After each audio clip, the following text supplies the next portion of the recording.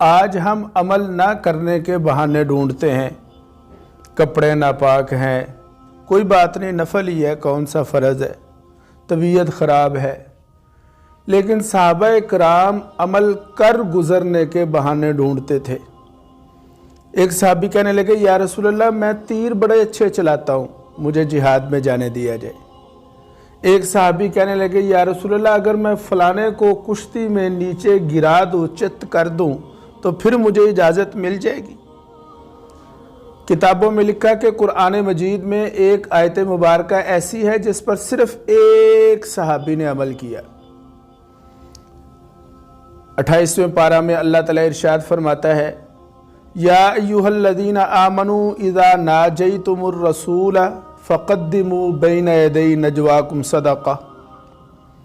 جب بھی تم رسول صلی اللہ علیہ وسلم کی خدمت میں حاضر ہوا کرو، پہلے صدقہ کر کے آیا کرو۔ یعنی ملاقات کرنے کے لیے آنا ہے تو پہلے صدقہ کرو۔ حضرت علی المرتضیٰ رضی اللہ تعالیٰ عنہ فرماتے ہیں، میرے دل میں آیا کہ اس آیت پر عمل کرنا مشکل ہے۔ ظاہر ہے حالات کمزور تھے، اتنا مال اتنا روپیہ نہیں تھا لوگوں کے پاس، بڑا مشکل ہے، دن میں 10 دفعہ آؤ، 10 دفعہ صدقہ کر کے آؤ۔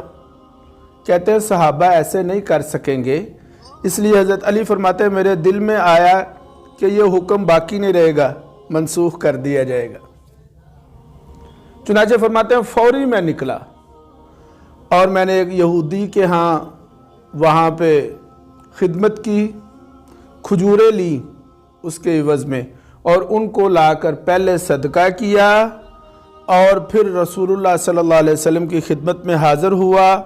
جب میں حاضر ہوا تو ادھر سے جبرائیل آ گئے اور آ کر کہنے لگے، یا رسول اللہ یہ حکم منسوخ ہے۔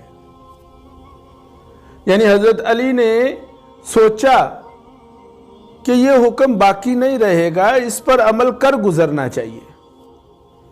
اب میں اور آپ اپنی ترجیحات، اپنی ویلیوز دیکھ لیں کہ میری اور آپ کی ترجیحات کیا ہیں اور ویلیوز کیا ہیں۔